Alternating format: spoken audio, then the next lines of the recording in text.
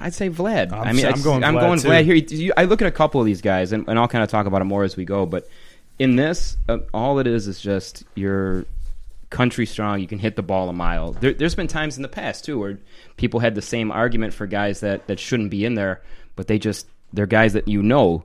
And there's guys that around the league, believe it or not, and Vlad was one of them. People would come out to watch him take batting practice, even though they weren't the best players in the world. They can go out there and they just crush balls in batting practice, and it's amazing to watch. So I think Vlad is one of those type of guys, and I think he takes that one down, especially because Chapman. Not that you need much prep time, but he's kind of a throw-in here, so I'm not sure if he's at any. I would have loved to seen Vladdy and Yelich go at it, to be honest with you. And I might have even picked Vladdy over Yelich to begin with. But I think with Chapman up there, they're both right-handed hitters. I think you got to give the advantage to Vladdy there with just the sheer brute strength that he has. And, he'll probably eat a couple Big Macs before the game. Yeah, he is a big boy. That's something to think about, though, too. A lot of times your winner is a bit of a bigger guy because you need a lot of stamina for this. Like, you're up there swinging – and you're swinging as hard as you can, 20, 30 times throughout the thing in a round over, 3 or 4 minutes? That could be a like downfall for Vladdy in the later rounds, though, too, because I don't know if he does have that stamina. Right. I don't know how much thick, of his thickness is. I think it's all power.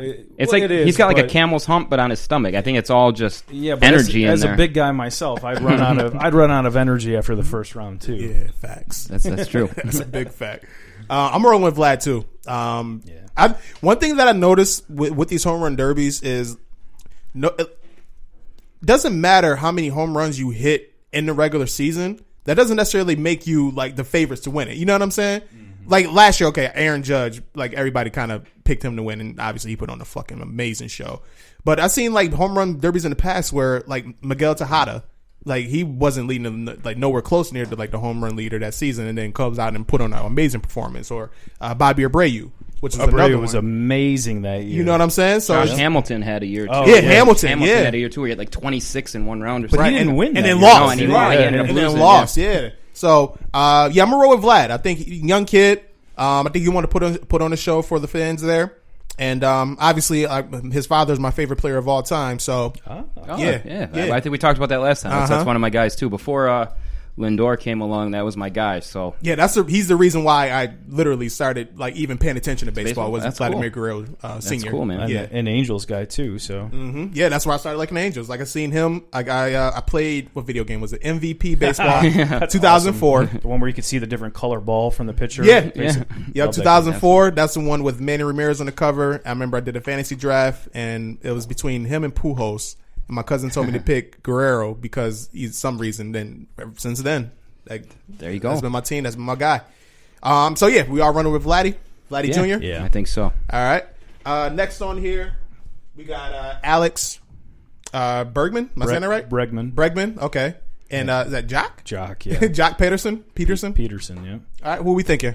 I tell you, my overall winner comes from this game. Me too. Oh? Yeah. Yeah? Jock Peterson for me is the I think the overall winner. That's who I wrote. Look at this. We wrote it on the paper. Yeah, so Jock Peterson I think is the guy because he's been there before. He was in the finals before, and he's just a guy that the exact type of guy that I was talking about before that was just country strong, that they say puts on a show in batting practice is Jock Peterson. He came up one of the highest overall power ratings that's come out probably in the last at least 5 or 6 years since I was following really close, and I think he's probably your winner. To me, that makes me sad and happy at the same time. I wrote him on the paper here as the overall winner. I think, if I'm not mistaken, I could be totally wrong on this though, but isn't the Indian Stadium a little easier on lefties? Don't lefties hit more home runs in Cleveland? Generally, yeah, but I think that's more the players we had. So the Indians the last few years have had a ton of switch hitters. Yeah, an absolute ton. That's Lindor, Ramirez, Santana. So it goes more to the more splits. more towards the splits. Okay. The left field porch is actually pretty short. It's one of those porches where it's a shorter dimension but a little higher up. Okay. So the splits are about even. I just think Peterson. It's all about too. It's about muscle memory with the swing, and he's got such a nice, easy, compact, sweet swing. I think he goes deep into. I think there's one other guy that challenges, but I think Peterson wins. So I'll talk about that guy in a second. Okay. I'm gonna roll with Jock too because I like his name. It's a young Jock. Yeah, he sounds he's French. Like Jock. Jock Peterson. So yeah, I'm gonna roll with him too. for this round at least. Next one, we got Pete Alonso and Carlos Santana. If you even say Carlos Santana, you no, should I don't. Okay, I think Carlos Santana probably hits the least in round one. I was actually shocked to see him on this list. I think he's only on this list. Hometown guy. He's a hometown guy. He's there. He's a Cleveland guy, but I think he's been mashing this year. He's got like 20 already, which for him is crazy. The thing with Carlos Santana in his career, he's been one of the most underrated hitters in baseball. Because again, going by traditional metrics, that's not a guy that you see jump out at you. Not a really high batting average, not a really high home run total, but he is a switch hitter. He takes a lot of pitches. A lot of walks, he sees a lot, and he usually is one of the league leaders in walks and on base every year. So to see him in this kind of thing, I thought was a little weird. I think if I had to guess somebody that hits the lowest amount in round one, it's probably going to be Carlos. So I think kind of by default, Alonso is going to take this one. And don't get us wrong, Alonso can mash too. I mean, he's a big boy.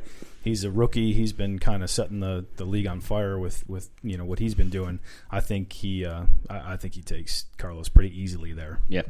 Okay, I'm gonna roll with y'all as well. I'm gonna go with Alonso as well. And then the next one here, we got Josh Bell and Ronald Acuna Jr. Probably the most fun matchup, I'd say, out of all the matchups there. This one is definitely the one that I'm keeping my eye on the most. I'm gonna let Ed pick first because I'm still debating on who I think. I think Bell is the guy that can challenge Peterson for the whole thing. I think he's coming in on fire right now. I think he's coming in just hot. I mean, the guy.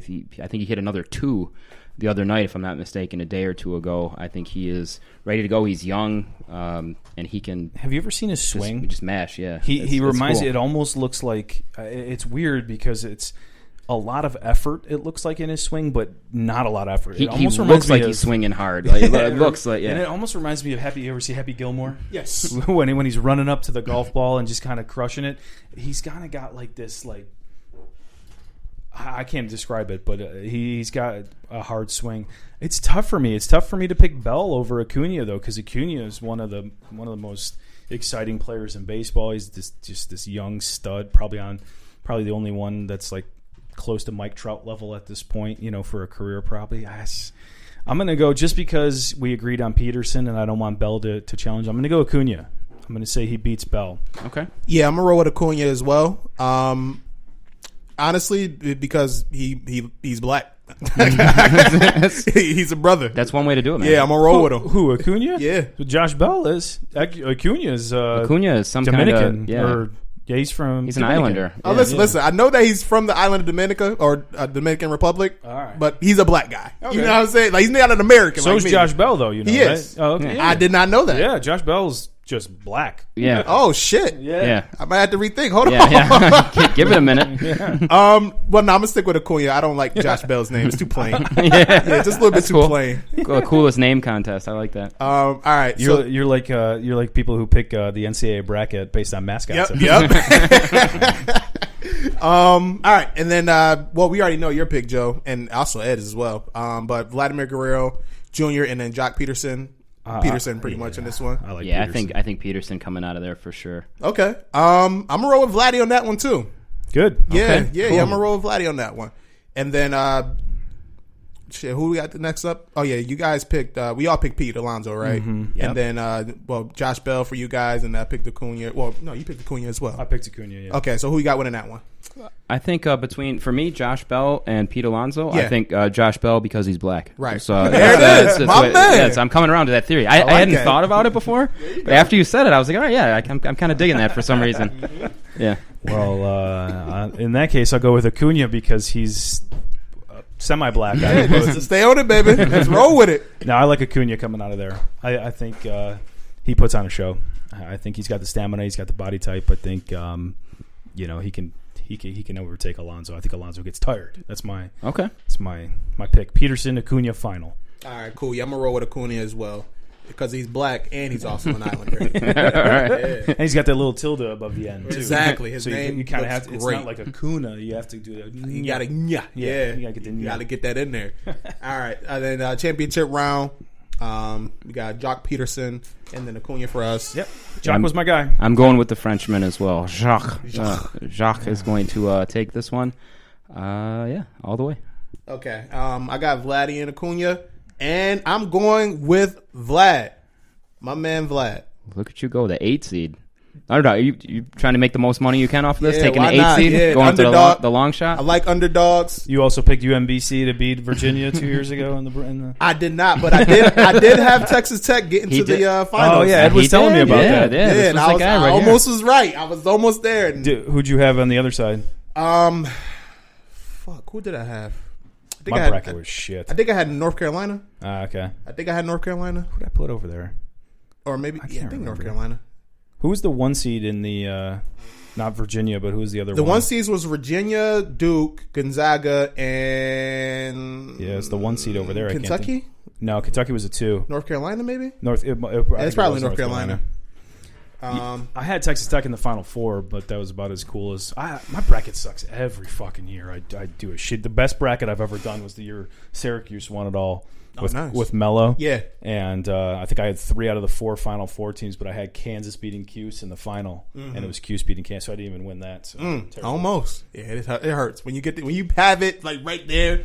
It's like every year that I think there's going to be a shit ton of upsets, and I pick like a crazy bracket. It's chalk. It's just fucking chalk the whole time. And then the years that I'm like, oh, I'm just going to do chalk 1s, 2s, 3s, 4s, and then it's just a fucking nightmare every year. When was it Duke that lost as a 1 seed? Who was it that Virginia. That was Virginia that lost as a 1 seed. I had them winning them all that year, so you can tell how my brackets go. And then came back and won it all the following year. Shout out to Virginia though. That shit is crazy. And who's their coach? Their coach is drawing a blank on me now. I can picture him too. It's not Jay Wright, but he had probably one of the best post game speeches after that loss. Yeah, he was just super classy about the whole thing, and I'm glad he seems like a really cool coach, and he's a good coach. And to go from that, I mean, that's got to be just utterly disappointing and heartbreaking to winning it all. And they actually got lucky. They should have lost to Purdue. Wasn't it Purdue? Yeah. Purdue had them. The kid put in a shot to send it into overtime. Yep, they should have lost that game. Yeah. Was that Taco? No. That was UCF. That was UCF. UCF? Yeah. I just remember a guy named Taco. Yeah. He was like, they should have beat Duke. Yeah. He was 8'3", and that's Johnny Dawkins kid was fucking unbelievable. He was good, and out of anybody, to beat Duke, Johnny Dawkins probably knows exactly how Krzyzewski runs the ins and outs. He's an assistant there forever. So I was going to say that.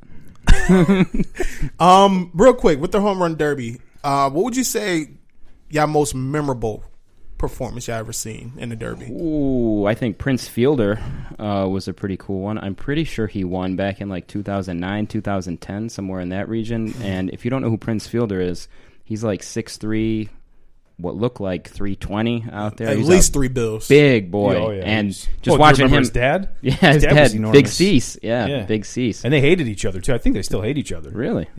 Cecil used to always bring him around the clubhouse and shit when he was little. Really? There's always videos. YouTube it one day. Prince Fielder, like as a kid, he was fucking enormous, like the fattest kid you'll ever see. I've seen him just running around out there with the Tigers and they don't talk to each other anymore. I guess was Cecil a power hitter? He was too. Yeah. He hit a ton too. So Prince Fielder had a very weird career because he was only really good for a few years, and I think health got the best of him. He had to retire because of his neck. I want to say when he went over to he started in Milwaukee. Yeah, I remember he signed that big deal with Detroit after, and then he went to Detroit, Mm-hmm. and then he went to Texas. He was playing for the Rangers. And he hurt his neck somehow bad enough where he had to do one of those crying interviews retiring because his neck, he was in one of those fights.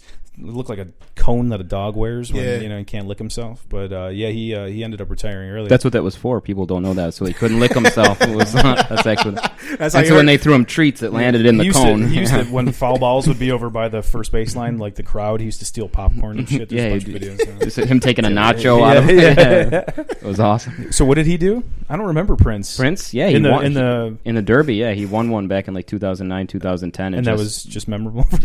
Well, yeah, because he was fat. And I thought that was awesome. That was it.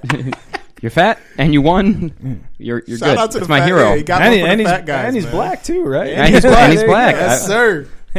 Sir. I actually think Abreu's one was amazing. Yeah. Yep. And it's funny that you had brought that up because I was going to talk about that today. It kind of came out of nowhere. Bobby Abreu was probably one of the most underrated players throughout his career. I think he played for like 18. He played for a ton of seasons. And for him, it's way easier to name teams that he didn't play for